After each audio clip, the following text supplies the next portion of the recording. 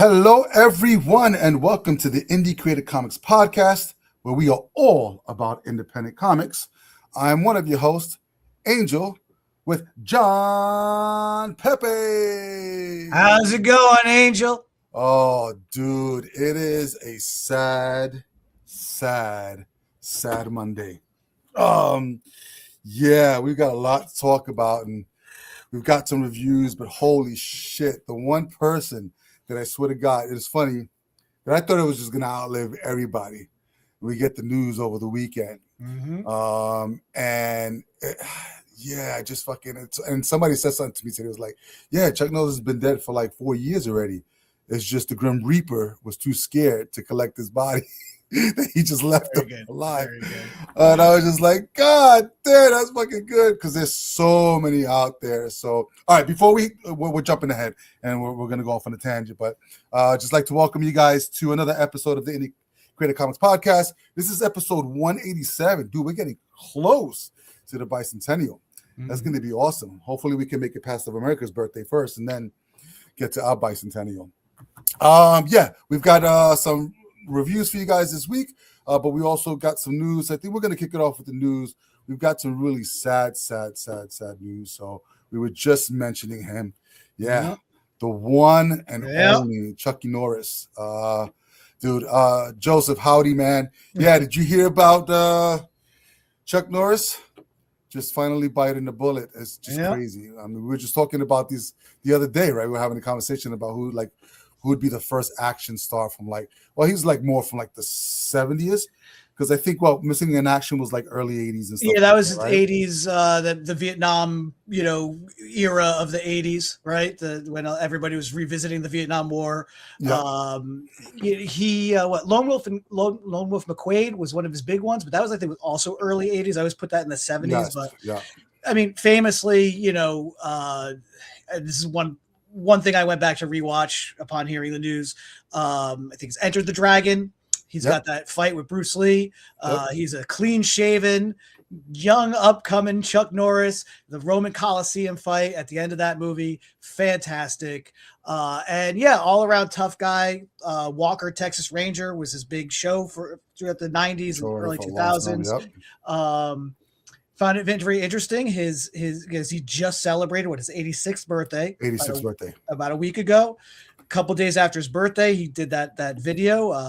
I don't get older, I level up. Yep. And yes, he did really level up after that. So you know what? He's kicking ass in the great beyond now. He's being a tough guy in the great beyond. And again, has a little bit of a comic book connection, because Chuck Norris and Karate Commandos is a cartoon show that was based around him in the 80s, and that got the comic book treatment, I think, from Marvel's Young Readers Star Comics imprint from the 80s. Yep. So dude made a cameo on Dodgeball too. Was in Dodgeball, yeah. Gave the thumbs up. And then he played he did a couple of cameos on Sylvester Stallone's movie Expendables. Yeah. All those guys, all the 80s big action stars were in Expendables. I think he pretty much got everybody except for the one guy that everybody hates, which is Steven Seagal. It's funny that the picture you chose, I believe, is from Code of Silence, which was 85 or 86. That's the one Chuck Norris movie I actually saw in the theaters when it came out. Really? So that's really interesting that you picked that one. Yeah. That's when Uzis were huge. Yeah, right. The little Uzis. Yeah, Snake Eyes had them. Chuck's got to have them. All over the place. All over. That was the 80s gut. Yep.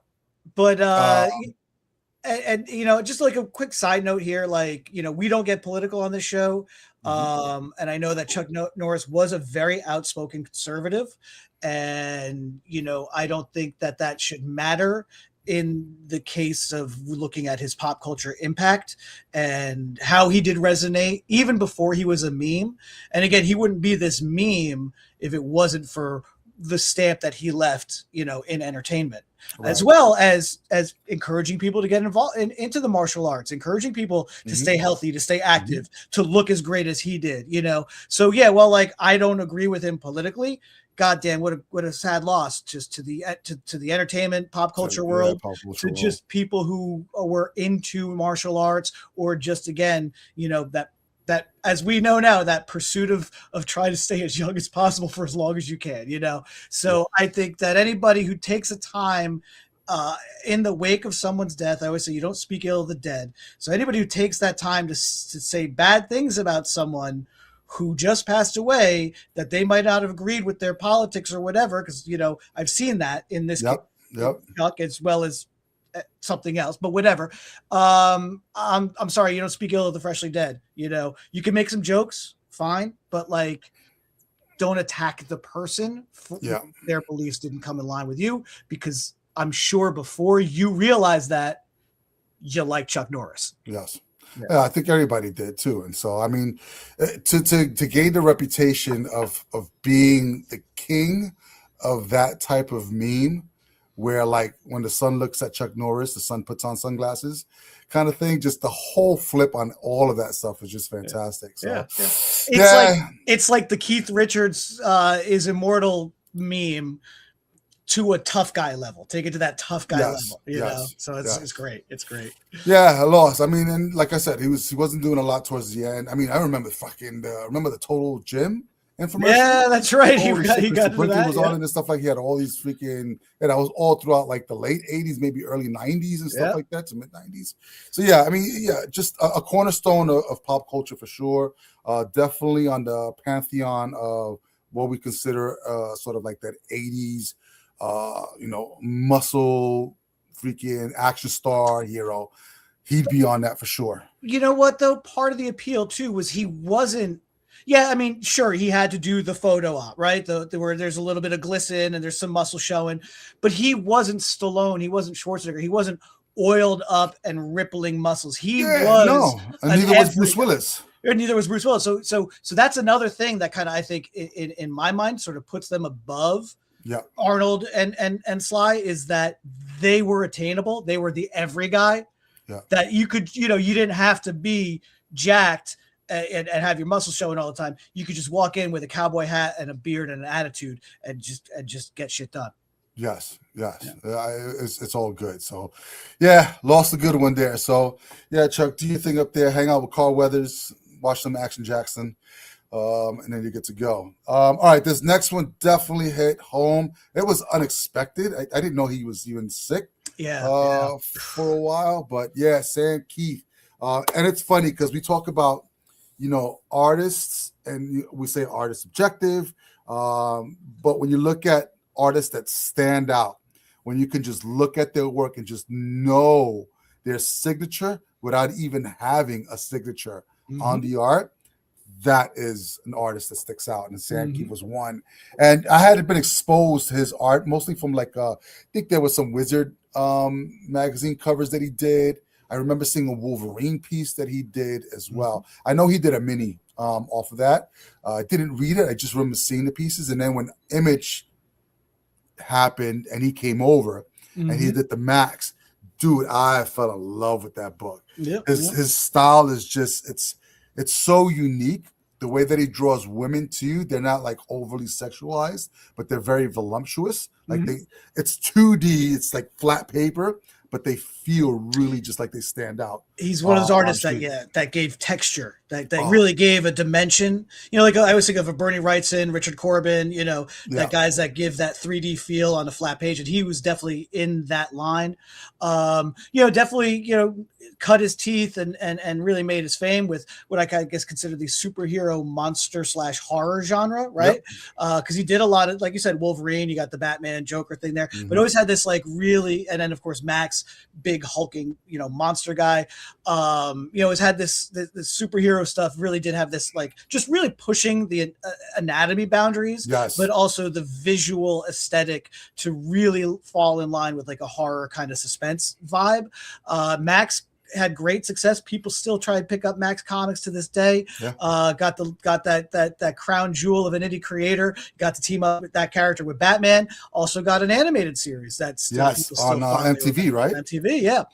And then I know in about 20 or so years ago, he started leaning more, and I think through like the Homage imprint and through Vertigo, some more creator-owned stuff that was less in the superhero monster realm, but more in that suspense, or in some cases almost slice of life. I think of like Zero Girl as one of them, Yeah. you know, and and again, co-creator of Sandman. You know, Neil Gaiman always First gets 5 that issues, credit. right? Yep. Mike Dringenberg gets a lot of credit, but Sam Keith did those first 5 issues.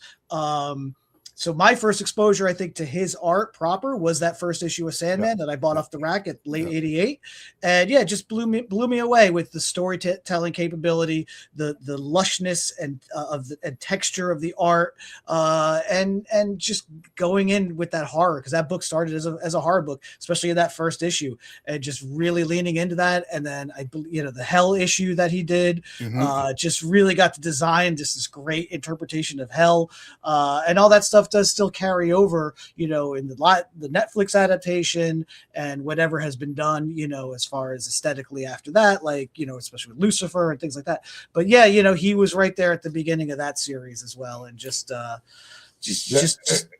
it was one of the things that I appreciated when I picked up Preludes and Nocturnes is the art in that book is just amazing. I mean, it took me a while to eat through Gaiman's text, and speech bubbles, but I mean, it's a fantastic story, and I think for its time there was nothing like it. And then you couple it with Sam Keith's art, and the detail in that book is just crazy. That just gooey detail in the artwork. It's perfect for what Gaiman was trying to attain with his story. So, well, that's the other thing too, is I don't think Sam Keith as an artist ever did anything that wasn't in line with what he could do. He never tried to do something that he couldn't do. I think that makes sense. Like, like he wouldn't do a true superhero book. Yeah, he would always gravitate towards things that he knew he could just let loose and rip. I never phoned it in, and just always kind of stayed true to his sensibilities and his style. Yeah. Too young, man. What was he, like 50 something, right? 64. 64. Yeah. Yeah, that's crazy. Yeah. Well, he's gonna do his thing up there, so you know, hang out with the other artists and talk to Chuck for a little bit, Sam. But shit, man. Yeah, I still have my issue 1 of Max, number 1. Nice. It's 35 issues, so now I'm just gonna have to go back and see if I can just collect the whole series. I think I have a couple of them and stuff like that. But yeah, when I first saw that book come out, because I was like mid 90s, it was like after Image, just I think probably after the first year, he had come over because I think he was doing stuff with Marvel, and that book was just fucking. It was on point. Just yeah. All right, cool. So I think you had one more person that we wanted to talk about. Yeah. So just again in that pop culture entertainment world, and then again another tragic death too soon. I think he was 54. Nicholas Brendon, who was Xander on Buffy the Vampire Slayer, and was always sort of like in that Scooby Gang concept. He was always, you know, he was always the rock, the sort of like that solid center of the team, right, as far as just, you know, because he didn't have the powers. He wasn't a witch. He wasn't a slayer. He was just their friend and kind of navigating, you know, being a real guy in these extraordinary scenarios. And I just think as an actor, he pulled that off really well, really likable and relatable, and just, I think, a very honest performance. And again, of course, got a lot of play in the Dark Horse comics adaptations, and I think later IDW, or at some point I think IDW might have the Buffy license, but basically, yeah, you know, Buffy comics were licensed and to indie publishers. So again, that kind of, you know, has another route of exposure for people who maybe were introduced to the show and his character through the comics, you know. There's this great quote from the show that he had that I always think was that character in a nutshell, and just a great sort of sensibility. I laugh in the face of danger, and then I hide until danger goes away. And I just, you know, great talent. I know he fell on some hard times and had some issues, and unfortunately, I think was, you know, with his family and was getting the help I think that he needed for a time. Just unfortunately, you know, life will kill you. And Oof. unfortunately, And unfortunately, it's only March. it's only March. Yes. We've lost a handful of like really solid people. It's just like, Yeah. yeah, we've got, you know, 9, 10, 9 more months to go of losses. So yeah, so we got the sad news out of the way. Just really some great people that, you know, were part of, or definitely a cornerstone in my life, 90s and 80s and stuff like that. So yeah, it's unfortunate. We're just going to keep losing them. Some of them, you know, too young still. Oh yeah. Oh But, gosh. Yeah. I mean, 86 is a It's a nice life round well number. lived. It's That's a a life well well lived. lived. Yeah, and you could swear he lived like 10 more lifetimes because of how much he's just been in the zeitgeist and stuff like that. So, but yeah, all right, cool. All right, we do have reviews, but one last piece of news before we move on. Yeah, we're still promoting. We think we've got 8 days to go, and we're like 92% funded, so we're almost there, gang. Just want to thank you guys for getting us close. We're gonna try to get to the finish line on this. So if you want to help support independent comics, ProjectShadowBreed.com. This is a new character that we're bringing in, the Persuader, who's has just been brought in to kick some ass, and not the nice ass, some really bad ass. This is issue number 2, but there are opportunities to pick up issue number 1 as well, so that you're all caught up. You can do it digitally, or you can do hard copies. We got some really cool covers on that as well. So yeah, head over to ProjectShadowBreed.com and help bring us closer to the finish line. All right, we're gonna move on to comic reviews because we got rid of the sad news.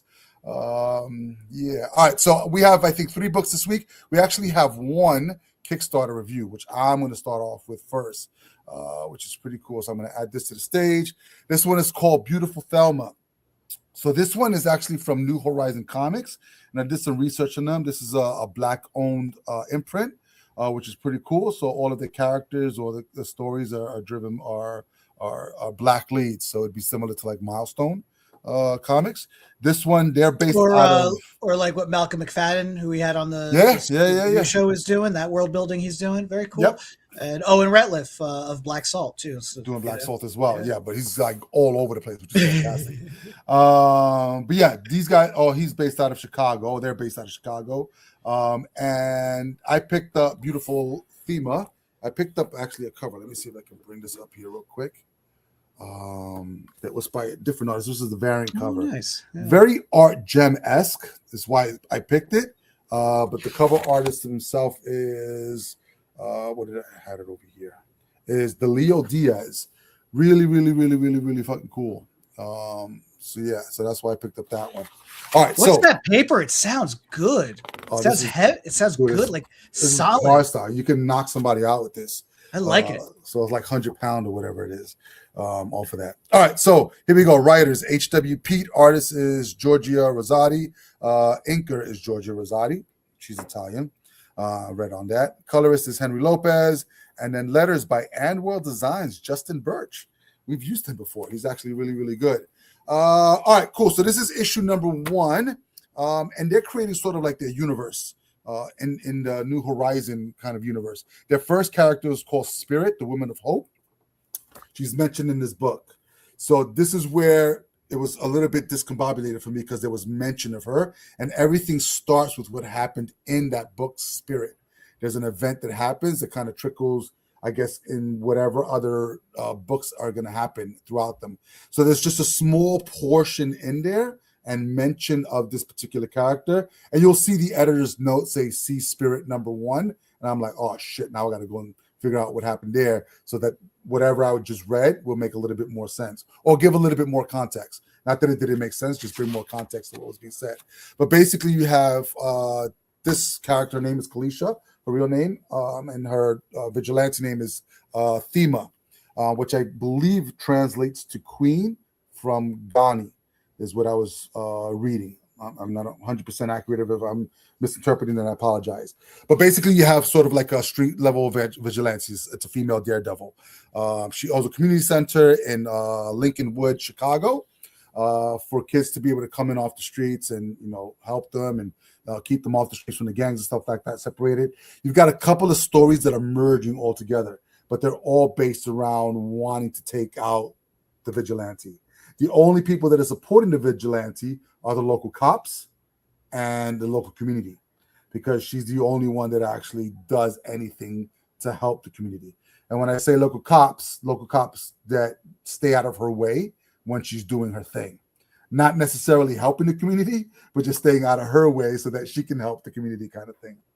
And then so you get introduced to a news reporter who is actually being switched to cover her from somebody else who wants to take her down.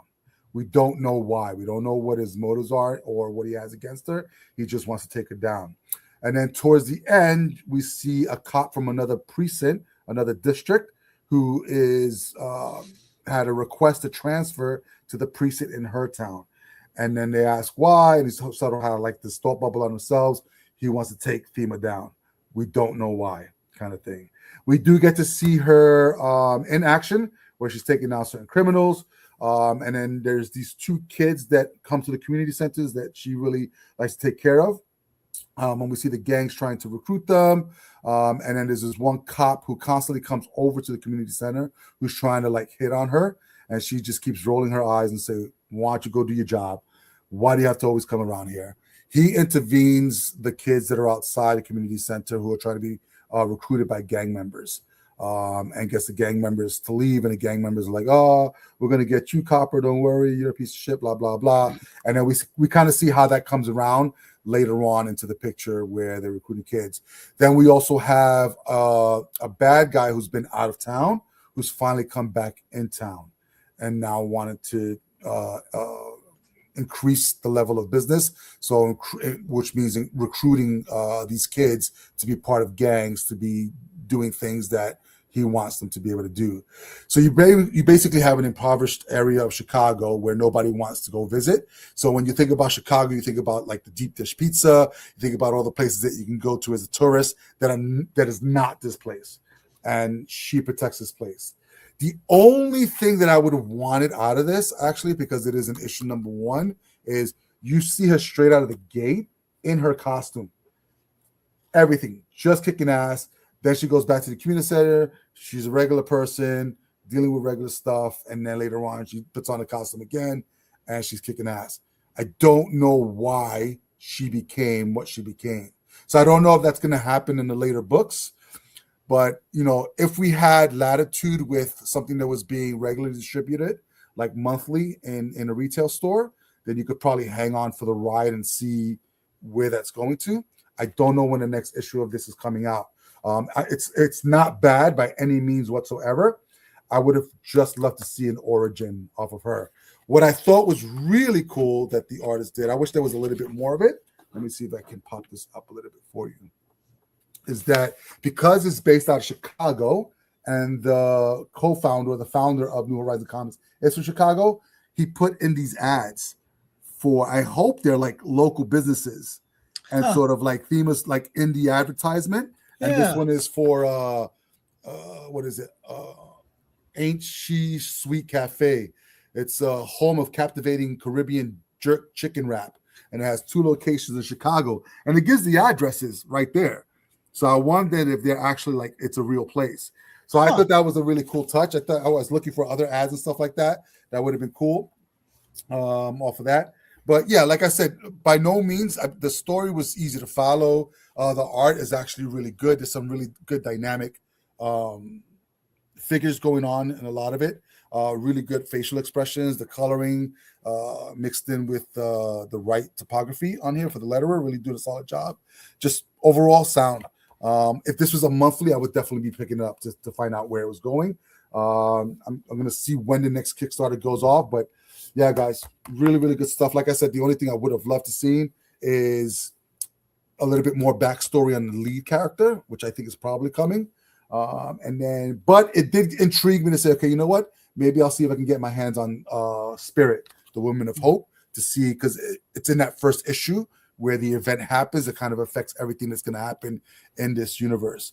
So if you want to, you can actually go over to newhorizoncomics.com and check it out for yourself. There's a couple of covers on there that are pretty cool, as well as the Spirit Woman of Hope.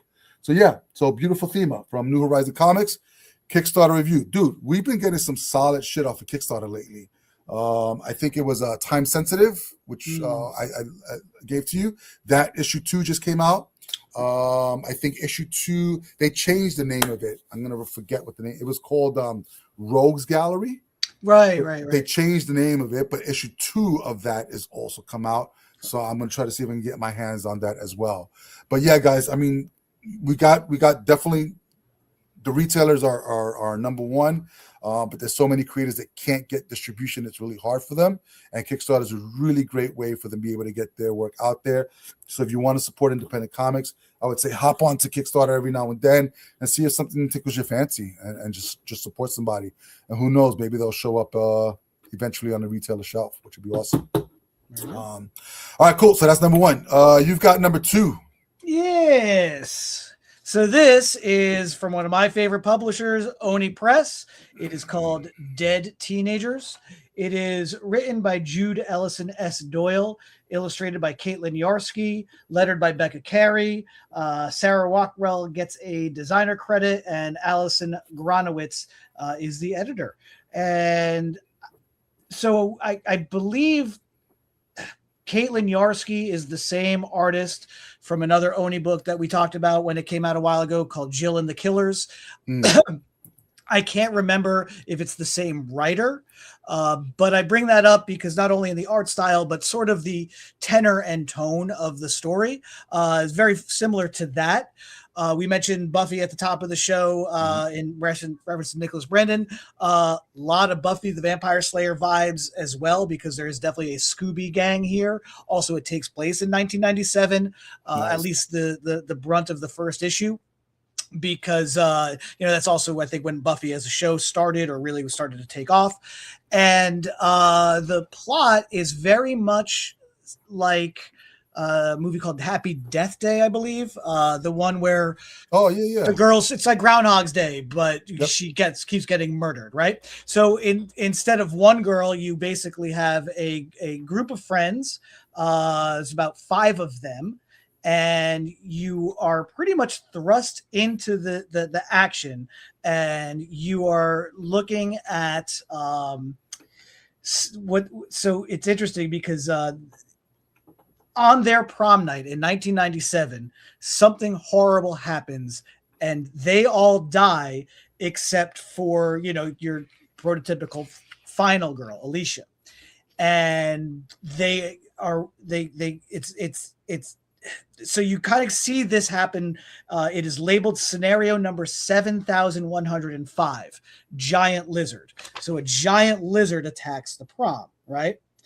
And so basically you get the sense, though, that Alicia and her friends have not necessarily faced this scenario before, but have faced other Final Destination, Happy Death Day type scenarios, and they retain this memory as they relive this night over and over and ultimately die.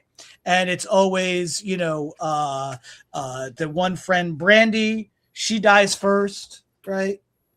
You get these little like Polaroids to introduce the characters. So Brandy will always die first. The girl JT will always die horrifically. I don't know if you can see how horrific right there.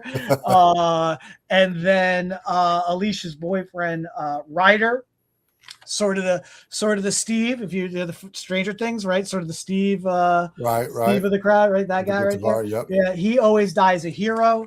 And then your final girl, Alicia, she always survives. But in this 7,000th scenario, she notices something different, that there's this green glow, and then there's a person with a cloak by the bodies, right? And that's an anomaly. That is the first difference that they've noticed in these scenarios, because you find out prom night 1997, they start their night off by playing this sort of analog video game here. Do you want to keep going? Yes/no. And apparently this game is the catalyst for them to keep going through these scenarios. And every night when it refreshes, they try and change it. So it's like, what if Ryder is driving drunk? So they don't even make it to the prom, but they still die because they get into a car accident. What if there was is it always just the one night? It's always the same night. It's always prom night. You know, what if there's a gas leak, right? And that takes them out. But it all keeps happening, and you basically get a really neat montage of a whole bunch of the scenarios going down until they reach their 11,000th scenario. Jesus Christ. And basically, in this 11,000 scenario, the big difference is, or I'm sorry, 11,299 scenario, I believe. The big difference is that Alicia dies first. And then you get a flash forward to the end, to the present day, and you catch up with the survivors, the four kids who are now adults. And there's no sign of Alicia, and it is scenario 11,300, adulthood. So you go from giant lizard to drunk driving to gas explosion to adulthood because your final girl died first in this scenario. Okay. So a really good hook, really clean artwork. The writing is just breezy and fresh. Like it doesn't. There's a lot of explanation going on, but it's not overly explained. It's just like quick bits of information to get you to the point where the big moment, the big reveal will happen, every couple of pages. And really still have no idea of what's going on with this game. You have no idea who the person with the hood is. You have no idea, whether now in this 11,300 scenario, if Alicia is still alive out there somewhere, or did she remain dead and set them now forward? It almost feels though as if they're waking up and they don't realize how they got where they are 30 years later. That's weird because it's right at the end. So again, that's all mystery to be played out later on. So does this mean we're going to stick with them in adulthood, or we're going to go back to that night? A lot of scenarios now are on the table after you've seen a whole bunch of scenarios. So I really like that maybe, that first issue is just this one way that this game is going. And now each issue we get a different direction for the game, right? So it's really interesting. Another really neat little narrative technique is JT, her date to the prom. He also winds up getting killed as well, but he's usually hiding right at the sign of danger, and then he gets killed, while hiding or whatnot, at least in the first scenario. Right. But you never see who this person is. They're talked about, you see their body in silhouette, but you see when they're hiding, you see, but you never actually see who this person is. So I thought that was a really funny little hook, little narrative technique, a little sense of mystery. Does this person play into the game, or is it all focused on Alicia? There is a possibility, a bit of a subplot that JT doesn't respond to her acceptance to MIT. And there's sort of this idea like, well, what if you responded to that, before prom night? Maybe that'll change anything. She's like, I don't think so. It probably won't matter. So it's a lot of things at play. And I like a lot of the moving pieces, but it's not overly complex. Like I said, very streamlined, very straightforward, a breezy first issue read. Again, a lot of exposition, but not exposition dump. It just keeps moving. So yeah, really looking forward to more on this one. Dead Teenagers from Oni Press. All right, awesome. All right, cool. All right, let's take that one off the board. All right, moving on to our last book that we have for this week. This one I was looking forward to. And it didn't disappoint, but there was a little bit of a shocker in there too. All right, let me get the creative crew out of the place, and then it goes into the shocking. So this is Thundercats X Silverhawks Road to War, written by Ed Bryson. Already off to a good start. Artists are Gerardo Gambone, Andrea Akari, Chris Campana, and Elton Tomasi. Colors by Robbie Bavaro and Renato Pacheco. Letters by Jeff Eckleberry. So this book is actually setting up a crossover event that we've not seen in Dynamite yet. Mm-hmm. So when I say crossover event, I mean crossover event. It's a 15-part crossover event through 3 books. I was like, holy crap. I don't know if I'm going to be on for the ride. But then I was like, I read it and I was like, all right, I think I'm in for the ride. So basically, it's none of the books that are currently out now. So it's not Silverhawks, it's not Thundercats, Thundercats Lost, Thundercats Apex. Those books are their own books. This one, the crossover, the 3 books are Thundercats X Silverhawks, Mumra, the Ever Living. Looking forward to that because we get an origin of Mumra for the first time. And then Thundercats X Silverhawks, Thunderhawks. Yeah. So it's basically those 3 books that are going to be crossing over 15 issues. Insane. It's supposed to last 5 months, which is crazy. But I think I'm in for the ride. So this one is basically, it's just giving you sort of like an insight into where these books are coming from and what we're going to see. So we open up with Chitara actually having a nightmare. And so the nightmare is the stuff that you're going to be reading. So she's actually seeing stuff from the past and the future, which is kind of cool. So you're actually on Third Earth. When you open up, she's having a nightmare. She wakes up, and then all of a sudden Tiger's there, and he's like, what's going on? And then it brings you into the first story. And the first story's in the past, and it's basically a life lesson for Lino. And the life lesson is basically the more that you help people, they're going to be there for you in the end. So whether you're going to face somebody who's bigger than you, whether you're going to face an army that's larger than you, or whatever, the more that you help people, those people will have you back in the future, kind of thing. And that's what we pretty much get out of that life lesson.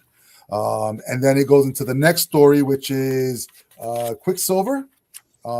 Is out at the edge of the Limbo Galaxy, and he's sort of like monologuing through some narration bubbles and stuff like that, while he's training a new cadet, Chromium, who's sort of like this. He's definitely a teenager. He just doesn't listen at all, and he just gets his ass whipped and almost dies and stuff like that. But basically, what they've done is they've been able to get rid of Monstar, which was their main competition in the Limbo Galaxy. And with him being eliminated or out of the picture, now you have all these different factions coming out of the woodworks trying to be the next big thing. And then so you see them, interacting with some of these biker gang space gang members who actually end up taking out Chromium in that respects. So that's your second story there. And you walk away with him talking about the cadets not being ready for whatever may be coming, and they might be tight on resources. Then we move into the future. So the future is 3158, and this is called New Bedlama. It's a city called New Bedlama in 6th Earth. Yes, you heard me correctly. There was a 2nd Earth, a 3rd Earth, a 4th Earth, a 5th Earth, now 6th Earth. It's crazy. And so you have sort of like in this future, they've used Silverhawk technology to create these hybrid robots that enforce, I guess, the intergalactic whatever laws and stuff like that. And in this particular planet, in this particular city, they have a curfew. And so these robots are out making sure that curfew is being enforced. And you have this mother, sort of like a tiger kind of thing, a Thundercat, running through the street with her daughter, and it's past curfew, and they're telling her she has to leave, and she's like, my daughter's sick, I'm trying to take her to the doctor, and they're about to blast her. And then all of a sudden you have these 2, let's call them vigilantes for now, hop out. They look like Silverhawks, but you can see patterns on some of their arms because they have, when you look at the Silverhawks right there, they're not all fully cybernetic. They still have human parts to them. Never made fucking sense, but as a child, you never question it. Like if you're going to use a cybernetic arm on one side and keep the human arm on the other side, makes no sense. But yes, so one arm is exposed, and you can tell that it's some type of Thundercat or a Thunderian and stuff like that. So they take care of the robot, whatever, and then they amass themselves, and it's 2 fucking Thunderians. But they're going to be called Thunderhawks because they're utilizing Silverhawk technology, cybernetics incorporated with their own body and stuff like that. Looks fucking, I have to show you actually. I'm over here talking about it. I have pictures of it, but this is one of them. I don't know if you can see her there. So you see the spots on the shoulder and stuff like that. And then she's got the little, I guess, it's not the lion. It's sort of like a hawk. Well, it is a lion. of the Thundercats and stuff like that. And then she has 2 Sais that have the Thundercat symbols on it. I've never seen the Sais before, so I was like, whoa, I like that. And then there's a big dude that she's with. He's a cool guy as well. I didn't remember his name, but that's him right there. And then he's got his cybernetic arm and stuff like that. So these guys are from the future, and what they're trying to do is they're trying to get back to the past to prevent this future from happening. Now, what part of the past, whether it's on Third Earth and stuff like that, with whatever's going on there, I'm not sure what it is, but they just mentioned they need to get back to the past, and then it ends off with Chitara and Tigra sitting down, trying to figure out what these dreams mean and stuff like that. And we're going to come to find out that it's not a dream and it's more of a premonition that she's been having, which is pretty cool. So I like that part of it. And then we get a sneak preview of the first issue of Thundercats / Silverhawks, and it's basically Quicksilver landing on Third Earth and running into Bengali. And then they just have a scrap and stuff like that. Vulture comes out from the sky, interrupts it. And then you have, which is freaking cool because he was one of my favorite characters, the Copper Kid at the end. He hits him in the back of the head with his disc. And says, "Who are you?" And yeah, Copper Kid. So yeah, listen, whatever we can get back from like the 80s and kind of like give it sort of like this new fresh paint and get it back out there, it would be pretty cool. The fact that it's being written by that Bryson, it lends me to think that this is going to be really cool stuff. It's 15 parts, so whether or not you get fatigue into it and stuff like that, we'll see.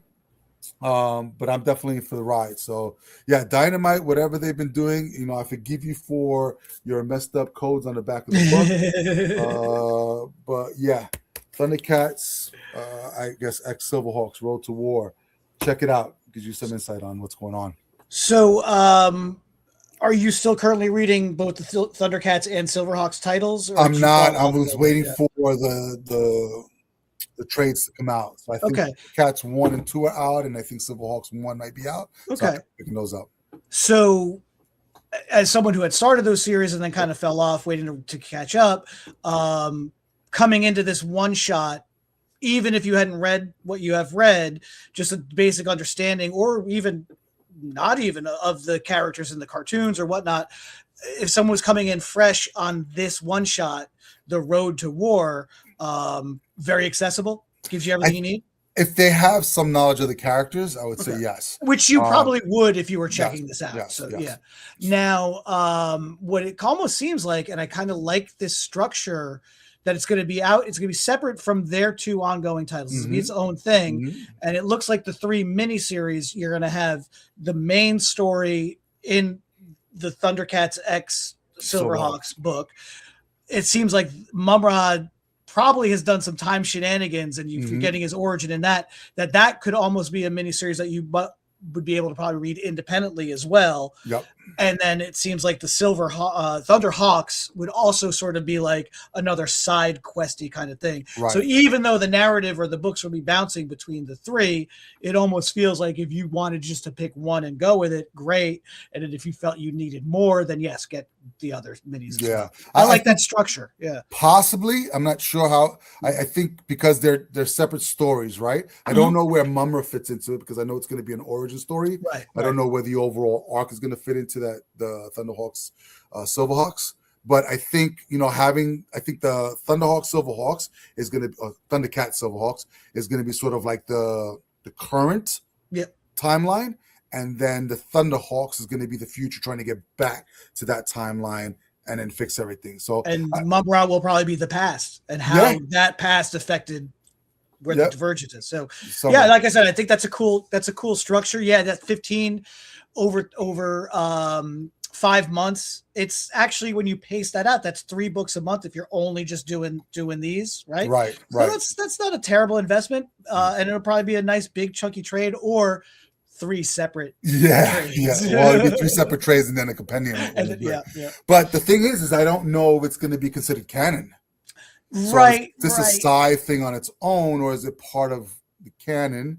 And then we introduce Silverhawks to Thundercats, because then Right. are they part of the same universe? Right. So that's the thing this could establish, that they are in the same universe. But with most of these types of stories, there's the encounter, this whole thing happens, time gets reset, and it's like, oh, hey, yeah, we know those guys, we did something with them. All right, moving on, separate separate parts or whatever.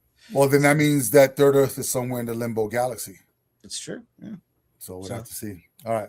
These are all unanswered questions that I want answered in this 15-part miniseries, please. I don't know if there's room. All right. That's it. That's all we have for you. So just a really quick recap of what we spoke about. We gave our condolences to the almighty Chuck Norris. We know he's up in heaven. And it's funny, and I mentioned it before we started the podcast, and I thought it was just hilarious. But the fact that somebody said that he's already been dead for 4 years, but the Grim Reaper was just scared to collect his body. It was just hilarious to me. So, yeah, really awesome. Sam, Keith, yeah, man, just going to miss you. All right, I'm going to go upstairs after this, and I'm going to take out my Max #1 and just flip through it and stuff like that. Nice. Be like, yeah, bro, you're fucking nice. All right, the books that we had for you this week, did have a Kickstarter book called Beautiful. You can go to newhorizoncomics.com. Check that out if you want. I believe they have another book called Spirit off of there as well. They're connected. They're creating their own universe. So they got something really cool going on over there. Then from Oni Press, you had the Teenagers. And then from Dynamite, you have the crossover. Thundercats Silverhawks Road to War is sort of like the intro issue for the 15-part. I can't believe it. I keep saying that 15 parts. That's just insane. 16 if you include this one. Well, yes, this will be 16th off of that one. And there'll be a bookend to that, so probably 17 all told. Oh, something like the end of war, right? the end of war one shot, right? Yes. So there you have it. So you have a couple of books for this week, and then as I stated before, we still have about 8 days to go. We're 90% funded, so if you want to head over to projectshadowbreed.com, get us over the finish line, that'd be awesome. You'd be help support indie comics and indie stories. So that'd be freaking cool of you guys to do that.